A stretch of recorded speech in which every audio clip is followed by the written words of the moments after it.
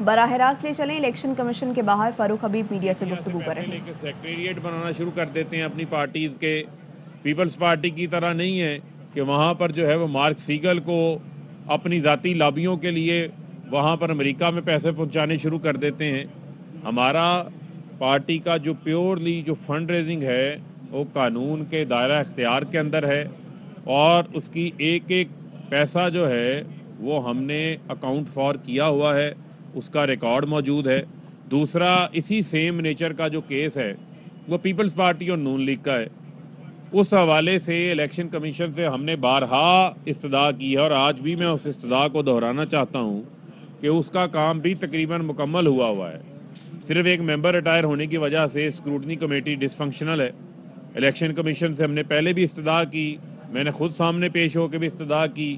آج پھر میں یہ استدعا کرنا چاہتا ہوں کہ اسکروٹنی کمیٹی کو جو ہے وہ فوری فعال کیا جائے، تاکہ پیپلز پارٹی، نون لیگ، جو کہ کیسز سیم آئیڈینٹیکل نیچر کے ہیں، ان کیسز کے اوپر بھی جو ہے وہ معاملہ آگے بڑھ سکے. کیونکہ اسی الیکشن کمیشن کے باہر آ کے جو ہے وہ مریم صفدر احتجاج کر کے گئی تھی.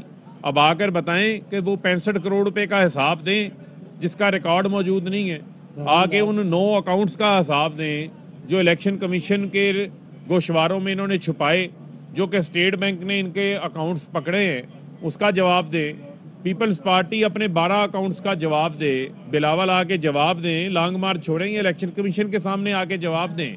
بتائیں وہ 12 اکاؤنٹس آپ نے کیوں چھپائے، کس طریقے سے وہ پیسہ جو ہے وہ پارٹی اکاؤنٹس کو بھی آپ اپنے مذموم مقاصد کے لیے استعمال کرتے رہیں، تاکہ دودھ کا دودھ پانی کا پانی ہو. کیونکہ قانون تو سب سیاسی جماعتوں کے لیے ایک ہی ہے، اور ایک ہی طرح اس نے جو ہے وہ آگے چلنا ہے. تو یہ بڑا ایک بنیادی ہماری ڈیمانڈ ہے. آئیں، آ کر اس چیز کا جواب دیں. ہم ان کو راہ فرار اختیار نہیں کرنے دیں گے، اس کا ہم پیچھا بھی کریں گے. الیکشن کمیشن سے پھر استدعا ہے کہ اسکروٹنی کمیٹی کو فنکشنل کریں، تاکہ پیپلز پارٹی، نون لیگ، ان کے کیسز کے اوپر بھی جو پیش رفت ہے وہ سائیڈ بائی سائیڈ آگے جو ہے وہ بڑھ سکے، اس کے مطابق آگے چل سکے. اس کے علاوہ آپ کے علم میں ہے کہ کل وزیر اعظم عمران خان صاحب نے قوم سے خطاب کے اوپر پیٹرول ڈیزل کے اوپر 10 روپے کمی کا اعلان کیا، جبکہ آپ کے علم میں ہے کہ اوگرا نے 10 روپے قیمت بڑھانے کا تجویز دی تھی.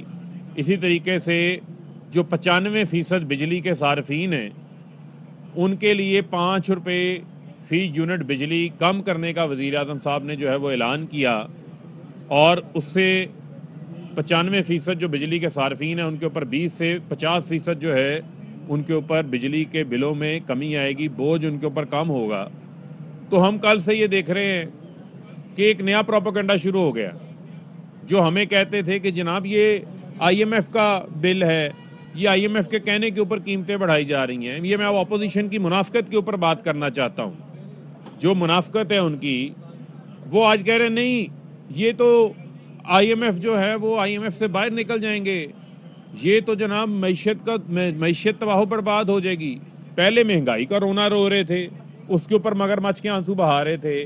اب کہہ رہے ہیں کہ جناب نہیں آئی ایم ایف سے باہر نکل جائیں گے، یہ بوجھ کیسے برداشت کریں گے. یہ عوام ان کا ڈرامہ دیکھ رہی ہے، کیونکہ عوام کو اس بات کا پتہ ہے کہ ان کا عوام کے ساتھ کوئی لینا دینا نہیں ہے. یہ 2008 سے 2018 تک یہ جو ڈیکڈ آف ڈارکنیس تھا، یہ جو اندھیرے کی 10 سالہ جو اندھیر نگری ڈالی ہوئی تھی پیپلز پارٹی اور نون لیگ نے مل کے، اس میں یہ لوٹ مار کر کے، منی لانڈرنگ کر کے پیسہ باہر لے کے جا رہے تھے. یہ ریلیف عوامی وزیر اعظم ہی عوام کو دے سکتا ہے، جس کو عوام کی مشکلات کا احساس ہے. آپ کے علم میں ہوگا کہ کرونا کے دوران جب کاروبار بند ہو رہے تھے، ہر چیز بند ہو رہی تھی، اس وقت بھی وزیر اعظم صاحب نے 1200 ارب روپے کا پیکج دیا تھا، جس میں ڈائریکٹلی احساس کیش پروگرام شروع کیا گیا تھا، جس میں 50 ارب روپے کا کمرشل یوزرز کو، جو کہ اسمال 75 کے وی کے انڈسٹریل یوزر سے، ان کو 3 ماہ کے بجلی کے بل کے اندر ان کو ریلیف دیا گیا تھا. اسٹیٹ بینک کی جانب سے جو ہے وہ لوگوں کے لونز کی پیمنٹس کو ڈیفر کیا گیا تھا، انٹرسٹ پرنسپل پیمنٹس کو ڈیفر کیا گیا تھا، تنخواہوں کے لیے ان کو سستا قرضہ فراہم کیا گیا تھا، انڈسٹری کو سہارا دیا گیا تھا. اس وقت بھی وزیر اعظم صاحب، چونکہ ہم یہ دیکھ رہے تھے، ہم یہ امید کر رہے تھے کہ عالمی سطح کے اوپر جو قیمتیں بڑھی ہوئی ہیں جس سے امریکہ بھی متاثر ہوا ہے, جس سے یورپ بھی متاثر ہوا ہے, جس سے برطانیہ بھی متاثر ہوا ہے, پوری دنیا قیمتوں سے متاثر ہوئی ہے. تیل $40 والا $100 پہ چلا گیا, $50 والا کوئلہ $200 پہ چلا گیا, $6 والی LNG $40 کے اوپر چلے گئی. یہ وہ تمام چیزیں تھیں. ہمیں یہ لگ رہا تھا کہ یہ قیمتیں فروری مارچ تک نیچے آئیں گی, ہم عوام کو ریلیف فراہم کریں گے اس کا. لیکن آپ نے دیکھا کہ جو یوکرائن کا حالیہ رشیا اور یوکرائن کے درمیان جو ایک کشیدگی ہے, اس دوران آپ کے علم میں ہے کہ تیل کی قیمتوں میں مزید اضافہ ہوا, مزید قیمتیں بڑھتی جا رہی ہیں. تو وزیر اعظم صاحب نے عوام کی بہتری کے لیے یہ فیصلہ کیا ہے. سیلز ٹیکس ہم پیٹرول پہ پہلی زیرو لے رہے تھے, انہوں نے $55 تک ٹیکس اکٹھا کیا ہے. آج الحمدللہ ہم یہ فخر سے بات کہہ سکتے ہیں کہ یہ فیصلہ عوامی وزیر اعظم کر سکتا ہے, جو انہوں نے یہ بولڈ ڈیسیژن لیا ہے. اور اپوزیشن جو ہے مگرمچھ کے آنسو بہانا اب چھوڑے, اب اپنی منافقت کو چھوڑیں, اب اس چیز کو جو ہے وہ اپریشیٹ کریں جو پرائم منسٹر صاحب نے کیا, اور اس سے یقیناً عام آدمی کے اوپر جو مہنگائی کا بوجھ ہے وہ اس کے اوپر کم ہوگا. جی حبیب صاحب, کل وزیر اعظم نے تقریر کی اور اس میں انہوں نے قوم سے خطاب میں کہا کہ کوئی صحافی پیسے لے کے جو ہے وہ گند اچھالتے ہیں تو وہ کون سے صحافی ہیں, تاکہ نام بتائیں. سارے صحافیوں پہ سوال آ رہا ہے. اور دوسرا سوال یہ ہے کہ کیا فرق ہے اگر PTI فارن فنڈنگ کیس میں کلیئر ہے, اکبر ایس بابر اس کیس میں موجود ہو یا نہ موجود ہو, فیصلہ الیکشن کمیشن نے کرنا ہے, تو پھر گھبرانے کی ضرورت ہے؟ دیکھیں, پہلی بنیادی طور کے اوپر تو چیز یہ ہے کہ جو صحافی پیسے لیتے ہیں ان کو پتہ ہوگا, ٹھیک ہے, جو لیتے ہیں انہوں نے سارے صحافیوں کو تو نہیں کہا. اور بنیادی طور کے اوپر تو میں سمجھتا ہوں کہ جو آپ نے بات کی فارن فنڈنگ کے حوالے سے, وہ آپ کی بڑی بات جو ہے وہ ہماری پوزیشن قانون کے مطابق بڑی کلیئر ہے کہ ہم چاہتے ہیں کہ بائی لا جو ہے وہ چلا جائے. ایسا شخص جو کہ پرسنل وینڈیٹا کے اوپر, نون لیگ کے ایزی لوڈ کے اوپر آ کر صرف کردار کشی کرنا چاہتا ہے, اس کو کیس سے الگ کریں. باقی الیکشن کمیشن لا کے مطابق اپنی کیس کو جیسے چلانا چاہتا ہے چلائیں, ہمیں کوئی اعتراض نہیں ہے. ہم پہلے بھی ہر چیز کا جواب دے رہے تھے, آئندہ بھی جواب دیں گے. صاحب یہ بتائیے گا کہ IMF کی یہ شرط تھی کہ ستمبر تک 4.5 پہ ہر ماہ قیمتیں بڑھانی ہیں پیٹرول کی. وزیر اعظم صاحب کی جانب سے عالمی مارکیٹ میں قیمتیں بڑھی ہیں لیکن ریلیف دیا گیا ہے. کہیں ہم IMF کا جو معاہدہ ہے اس سے انحراف یا بغاوت تو نہیں کرتے؟ دیکھیں, سیکنڈ چیز کہ چودھری برادران سے آج لاہور میں ملاقات ہے وزیر اعظم کی؟ دیکھیں, وہ ملاقات کا تو ابھی میں کچھ نہیں کہہ سکتا ہے یا نہیں ہے, لیکن بنیادی طور کے اوپر آپ یہ بتائیں, وہ پنجابی میں کہتے ہیں کہ آٹا گوندھ دیے تو ہلدی کیوں ہے. ہم نے قیمتیں بڑھتی ہیں تو خبر چھپ جاتی ہے عوام کے اوپر پیٹرول بم گرا دیا گیا. اب قیمتیں کم ہو رہی ہیں تو ہمیں کہی جا رہا ہے IMF کی فلانی شرائط تھی, فلانی شرائط تھی. یہ ہمارا کام ہے کہ ہم نے IMF کو جو ہے وہ کیسے مطمئن کرنا ہے. وزیر اعظم صاحب جو ہے وہ عوام کے اوپر پوری دنیا میں مہنگائی ہوئی ہے, لیکن وزیر اعظم صاحب جو ہے وہ عوام کے اوپر مزید مہنگائی کا بوجھ جو ہے وہ نہیں ڈالنا چاہتے. اس کے لیے ہم سخت فیصلے لے رہے ہیں.